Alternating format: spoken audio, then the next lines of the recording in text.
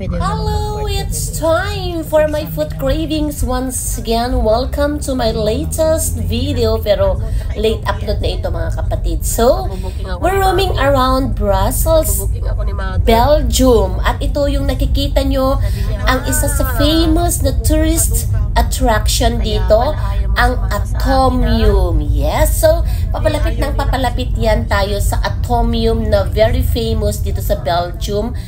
Na after 3 years ay nakabalik ako dito on the spot, wala sa plano ang paglalayas. Yes. At ito naman nakikita nyo mga kapatid, dahil road trip ang ating planong gawin ngayon. Ayan, kung alin lang yung makita natin.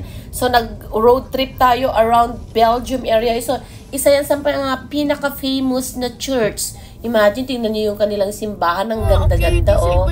So, ngayon, meron kaming mga ini-meet up na mga Kayes family na taga Paris. So, pupunta kami sa Grand Place na tinatawag nila. Isa rin sa mga pinaka-famous na tourist attraction dito sa Brussels. Ang Brussels ay ang pinaka-main na city or sentro ng Belgium. So, while we are having our driving around the area, manonotice natin ng dami-dami talagang magagandang mga infrastructure. Kakaloka, may mga pa-infrastructure pag nalalaman. So, ayan, tingnan nyo yung mga buildings nila. Malalaman mo talaga na nasa ibang country ka, or I mean like, we're very specific na nasa Europe country ka. Kasi makikita mo sa kanilang mga buildings pa lang, yung kanilang disenyo, yung pagkakagawa, ay manonotice mo na talaga na ikaw ay nasa European country. Di ba bongga? So ito mga kapatid, ay wala sa plano ang aming paglalakbay na ito. Dahil nagkaroon kami ng isang napaka-successful na event ng pagkasabado. Actually, Sunday ito nakunan ng video. Pero isusulitin namin na igagala ang mga taga Paris. Kasi pag naman kami ang dumadalaw sa Paris, ay sinusulit naman nila, hindi sa paggala, pero sa mga pagkaing Pinoy na Pinoy na Pinoy. So, habang naghihintay kami, kasi nagkaroon kami ng tatlong sasakyan kami dyan. At nauna kami na umalis doon sa pinag-usapan naming lugar, pero nahuli kami kasi we are being caught by the traffic light. So, nag-red na, nakalusot sila while the light is still green. So, ayan, tignan nyo naman mga kapatid, ang linis-linis, napaka-presko, and ito ay medyo malamig na kasi nag-change na yung weather from summer to autumn. Autumn, hindi ako nagkakamali, ay ito yung pa-fall na, yung mga naglalaglaga, yung mga autumn, yung autumn ay fall din. Kasi naglalaglaga na yung mga dahon. Kasi right after ng autumn, mag-winter na. So, naglalaglaga na yung mga dahon sa mga parke. Nagiging stick na naman yung mga puno. And by the way, let's not talk about those at this point. Kasi kung manonotice nyo, nandiyan lang kami sa loob ng sasakyan. Tingnan nyo yung mga buildings. Ang gagara, ang gaganda.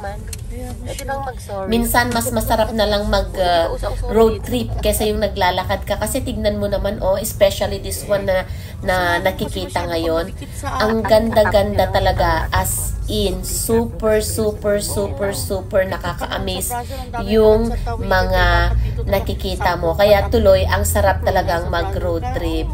Diba? Tingnan nyo, nakaka-ano talaga siya. Ang ganda-ganda niya. So, tuloy-tuloy lang yan mga kapatid, hanggang sa naka-receive kami ng message ng aming mga kasama ay naka-reach na sila sa aming destination while we are still on the middle of the road. Kasi minsan kasi ang traffic light, syempre pag red is, of course, we have to follow the road rules, ganon. Ayan, so ang linis-linis ng kanilang lugar, ang linaw-linaw. 3 years ago, nandito rin ako, mas na-enjoy ko ngayon kasi mas marami kami at this point. Syempre, bilang treat na rin sa aking sarili dahil sa successful ang aming anniversary sa aming community. So, ayan, dinayo kami ng 4 countries, including ang Pilipinas, ay 5. So, meron tayong taga Vienna, Austria, Switzerland, Paris, France, Italy, Philippines, and of course, Belgium chapter. Ay, di ba? Ang ganda-ganda lang talaga.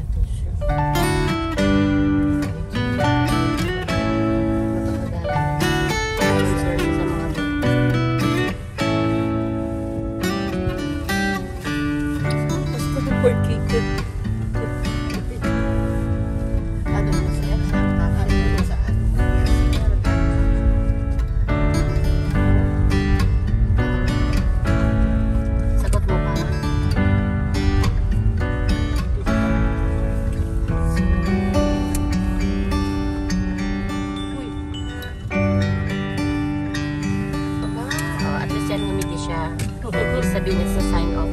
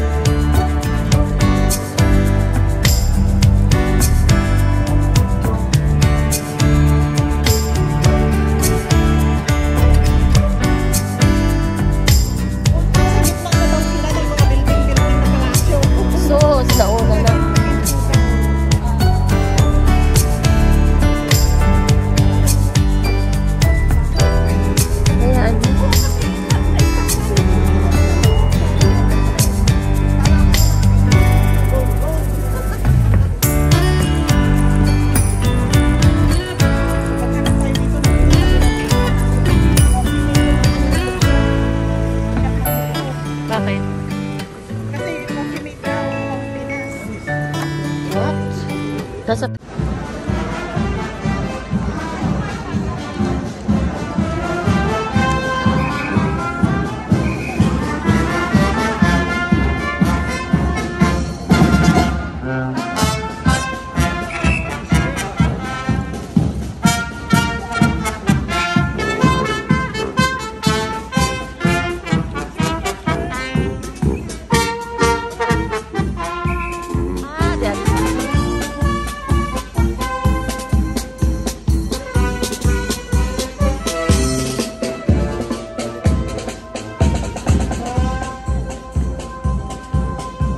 magpapalabas yan sila mamaya.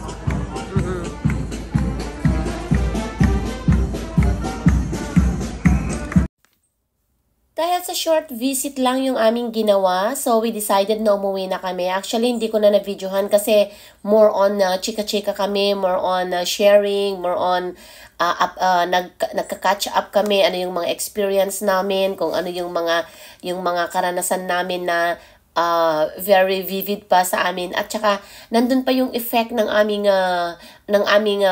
anniversary. So, parang mas masarap pag-usapan yun. So, hindi ako nakapag-video kasi I have to give them the time na magchika-chika kasi, of course, they are guests and being part of pagiging hospitable ay kailangan na nating ibigay yung ating nararapat na attention para sa kanila. So, ay mga kapatid, meron tayong nadaanan na isang building, if kaya nating pass forward. I mean like rewind. And then yung tinatawag nilang Kingdom of Brussels, if I'm not mistaken, doon nakatira ang mga hari at reyna ng Belgium. Kasi based sa aking mga pagtatanong, ang Belgium ay pala, ang real na pangalan niya is the Kingdom of Belgium. So mga king and queen din, mga prince and princesses din ang nakatira. So ito na yung nakikita ninyo na part ng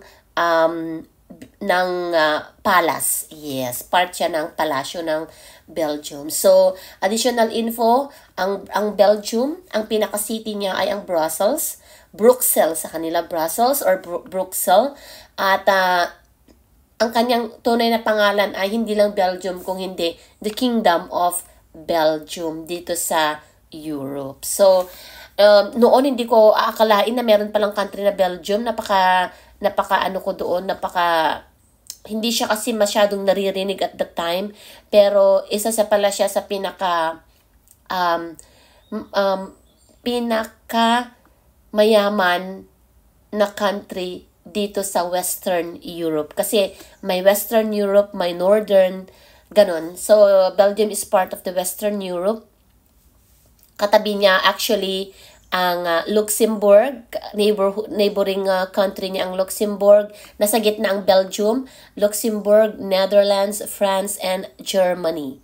So, isang tumbling lang, nandun ka na sa Germany, isang tumbling lang, nandyan ka na sa the Netherlands, isang tumbling lang, makakarating ka na ng Luxembourg, at isang tumbling ulit, makakarating ka na ng France. So, ganun kaganda dito kasi nasa gitna siya ng mga countries na famous at kilala sa buong mundo. So, ayan na nga mga kapatid, pauwi na kami kasi talagang pagod na kami, pero I really had a good time with the Paris sisters, ayan. At doon ko na realize mga kapatid na ang buhay ay hindi naman sa maiksi, kundi ang buhay ay sakto lang.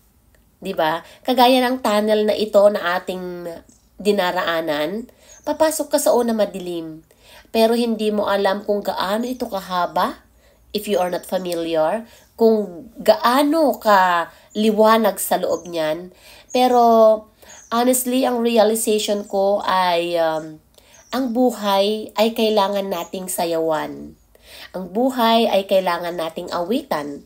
Sabi nga nila, hindi natin alam kung ano ang magiging future natin kasi God is in control. Pero kailangan nating paghandaan kung ano yung gusto nating magiging future. And of course, hindi natin yun magagawa kung hindi tayo hihingi ng guidance, ng tulong sa ating mahal na Panginoon. So while we are having our life, meron pa tayong buhay, let's take the chance na i-enjoy ito. Hindi lang sapat na hindi tayo gumagawa ng masama, pero mas masarap kapag hindi tayo gumagawa ng masama at gumagawa rin tayo ng mabuti sa ating kapwa. Sapagkat sabi nga nila, hindi lang tayo nabubuhay para sa ating sarili lamang, kundi tayo rin ay nabubuhay para sa ating kapwa-tao. So, it's time na mag-reflect. Oo, kasi ang dami-daming magaganda na pwedeng mangyari sa atin. Kaya we don't have to limit ourselves. Huwag nating pagdamutan yung ating sarili. Siyempre, magtrabaho. Kailangan yun para tayo ay magkapera. Pero wag lang tayong mabuhay para magtrabaho. Kundi kailangan din nating mabuhay, magtrabaho, kumita, at syempre, kailangan din nating maglakwatsa.